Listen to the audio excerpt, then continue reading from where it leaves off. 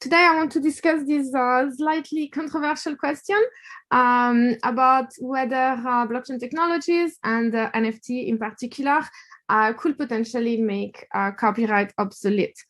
And what do I mean exactly by that? So there are two specific questions to be addressed.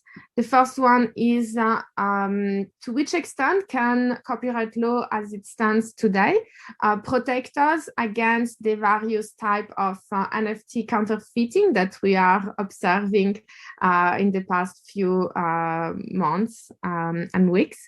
And then another one, which perhaps is slightly more controversial, is given that we now can leverage blockchain technologies and NFTs, do we actually still need copyright law in order to ensure that artists are properly rewarded? So let me start with this very nice quote from Thomas Jefferson, which says that he who lights his candle at mine receives his light without darkening me, which is a quote that Jefferson used in order to compare the spreading of ideas, the dissemination of knowledge, to the way in which people can actually share and light each other's candles without, of course, losing the fire for their own candle. And so when we bring this to the notion of information and creative works, the particularity of those works is that they are both non-scarce and non-rival, meaning that they can be, like, once information is communicated to someone, it can be recommunicated to someone else without actually losing the information that you have just acquired. And also the fact that I'm consuming a particular type of content doesn't prevent someone else from consuming the exact same content. And this is, of course, what has enabled the dissemination of knowledge, the flourishing of culture, the creation, of course, of remix and derivative works, and like basically all what we have today is based on the fact that information can travel freely. Of course, there is all this question about, well, how can we encourage artists to create works if anyone can free ride on the work that they have put in the creation of those works?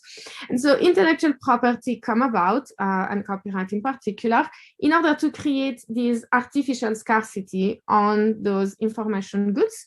And so using legal means in order to constrain the flow of information as a mechanism to encourage creation, because all of a sudden people can leverage this intellectual property in order to monetize their work. Now, the problem becomes all the more critical with the advent of internet and digital technologies, because all of a sudden the digital medium itself become intangible and therefore non-scarce and non-rival. I can take a digital file, I can reproduce it forever, I can distribute it and communicate it to the public at almost no cost. And so once again, there is this question of lack of a possibility of excluding the medium is no longer in line with the artificial scarcity that was created by copyright law. What is quite revolutionary today with the advent of blockchain technology in particular is this notion of virtual property, which distinguishes itself from artificial and intellectual property because it creates digital scarcity, and this uses technological means in order to constrain the reproduction of digital tokens, which represent the digital instance of the content and not the content itself. And so we can compare the different approach. Today we have copyright law, which is addressing the content and which is creating artificial scarcity in information through legal means. And on the other hand, we have blockchain technology, which is actually creating technological scarcity or digital scarcity on the digital instance of those files, but not on the actual expression or content thereof. And so let's double click on those two different notions and see how NFTs relate to that. So first and foremost, the notion of digital scarcity. So for the first time in history, probably, digital artists now have the possibility of creating limited editions or unique editions of their digital work by minting them and incorporating them or associating them with a token on a blockchain. And this token cannot be reproduced, and therefore it is scarce. It is digitally scarce. It is excludable, and therefore we are somehow replicating the same property of the physical world into the digital world.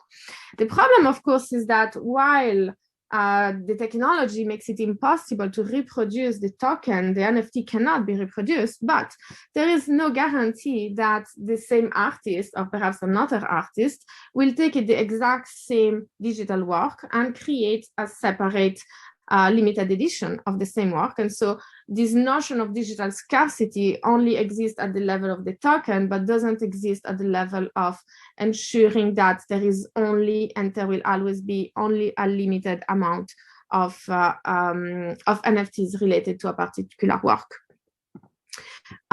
Secondly, on the notion of artificial scarcity, so another very important quote from Picasso: "Bad artists copy, good artists steal."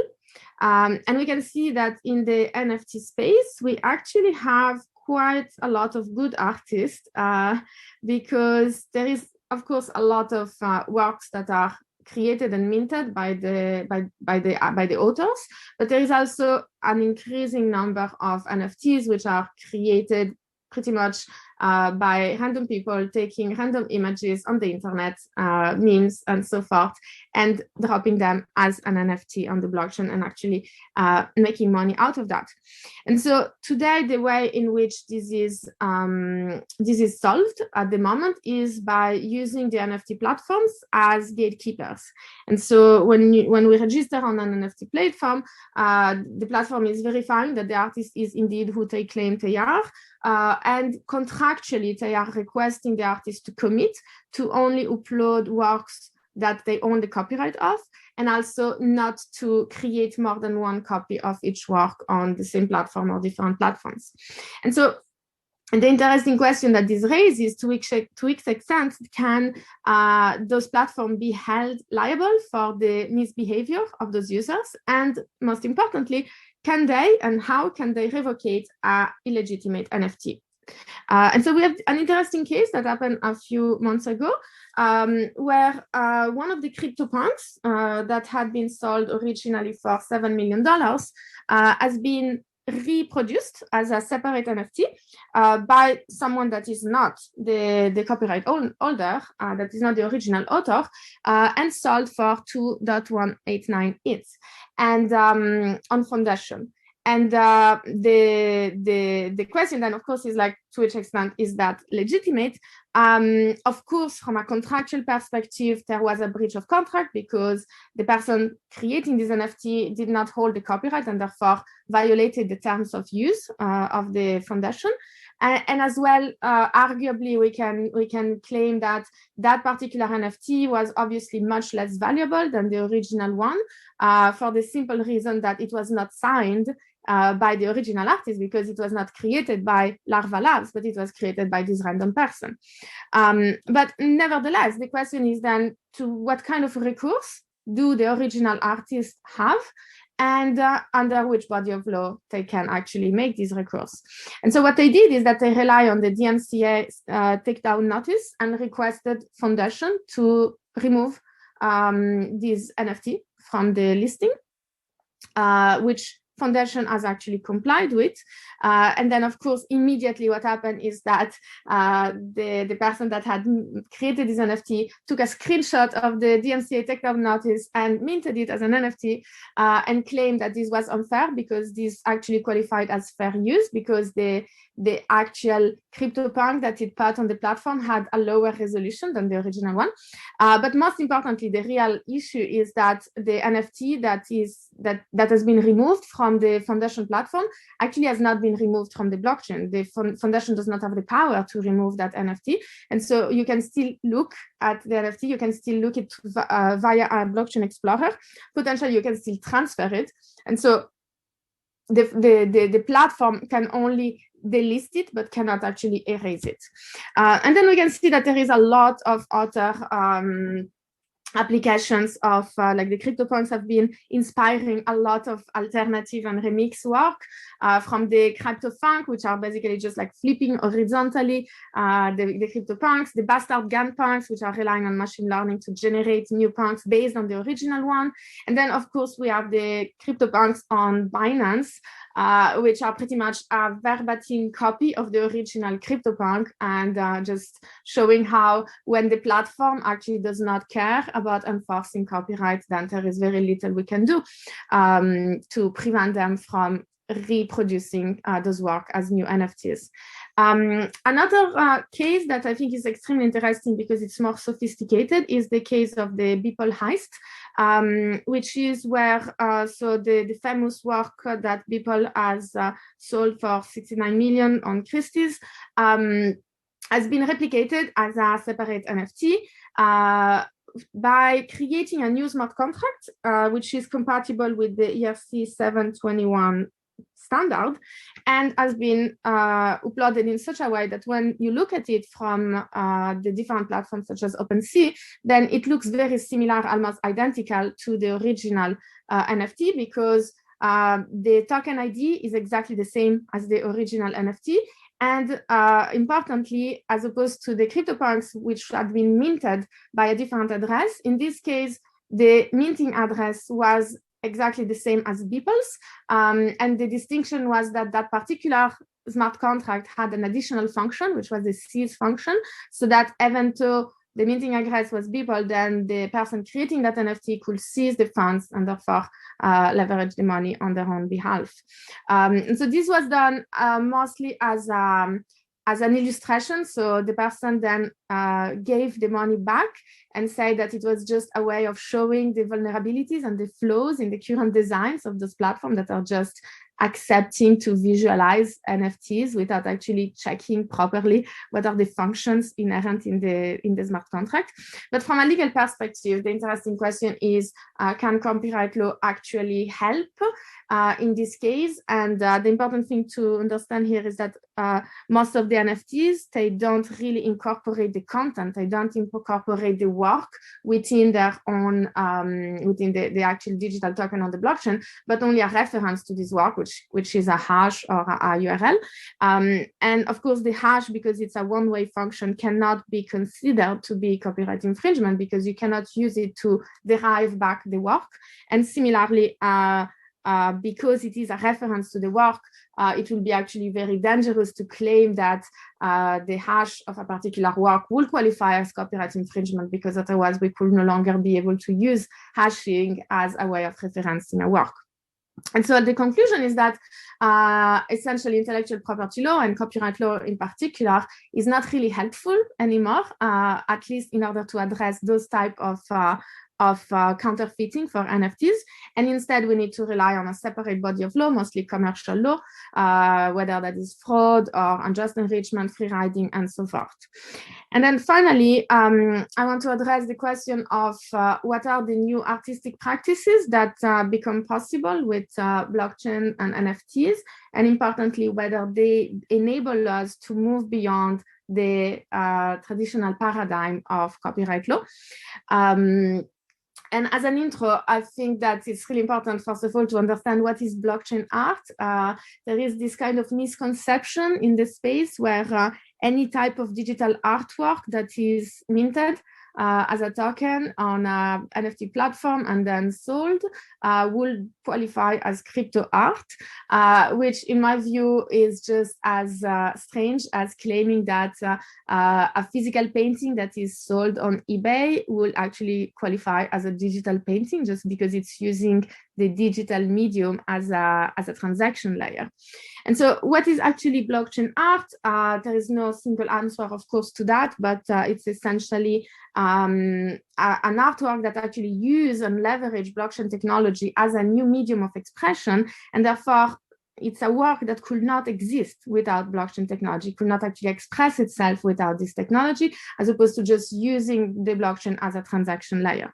And so to illustrate this point, I will use the example of the plantoid, which is an artwork that I that I created back in 2014, which was intended to really create an artwork that is necessitate the existence of blockchain technology to exist in order to create this blockchain-based life form. And so a plantoid is essentially a combination between a mechanical sculpture, which is the body, and the spirit or the soul of the plantoid, which is an Ethereum smart contract. And those two components interact with one another in order to help the plantoid reproduce itself. And so the reproduction is done in 3 different phases. The first one is the capitalization phase, as opposed to the pollinization phase that traditional plants have. And this is where the plantoid is collecting cryptocurrencies in order to create seeds in the form of NFTs. And those seeds will then pollinate or capitalize the plantoid in order to help it reproduce. And so the way it works is that people can send funds to the Ethereum smart contract that is associated with the plantoid. This will activate the mechanical sculpture, which is covered by sensors. And so people can interact, activate or deactivate those sensors. And the data collected by the sensor will then be fed to a generative algorithm that will create a piece of art, whether that is a visual piece of art or a musical piece of art. And these will then be minted as an NFT that will be sent back to the address of the person who was sent the fund. And then those seeds can now be transferred on the secondary market. And every time they are being transferred, 10% of the sale price goes back to feed the plantoid that emitted the seeds. At some point, the plantoid realized that it has collected enough funds in order to reproduce itself, which activates the second phase of reproduction, which is the mating phase. And that is where the plantoid will basically open a call for bids. So it's a traditional model of the DAO, where people can submit proposition about how they envision to create the next plantoid. And then all the people that are currently owning an NFT can vote on the proposition that they like the most. And eventually a winner is identified, which leads to the third phase of reproduction, which is the hiring phase. And that's when the plantoid will automatically transfer the funds it has collected to the selected winner, who will be then hired or commissioned by the plantoid to create a new copy of itself. And then obviously, because it is a blockchain project, there is a pyramid scheme. And basically, whenever the plantoid has acquired enough funds to reproduce itself, it's sending a small portion of those funds back to its parent, to the plantoid that created it. And another small portion goes to the artist that produced that particular plantoid. And this creates a positive incentives for every artist to try and create the most beautiful and the most interesting plantoids, because the more they will be reproduced, then the more return on investment they will collect. So here you can see the family tree of the plantoids. So there are currently 13 plantoids in the world, and they keep reproducing. But the point I want to make importantly is how this model actually enable us to flip copyright on its head. First and foremost, because we can shift the focus away from the author or the artist and towards the art piece instead, because instead of sending money to artists and hoping that they continue to create the work that we like, we can now fund directly the art piece itself. And it is the art piece that will then select and elect who are the artists that are entitled to create new copies of the work. And also this enables us to move away from the traditional scarcity and exclusivity-based mindset of copyright law towards a model in which it is more encouraged to maximize the dissemination and the remix of the work, because this is actually the way in which the artist will gain the most return on investment.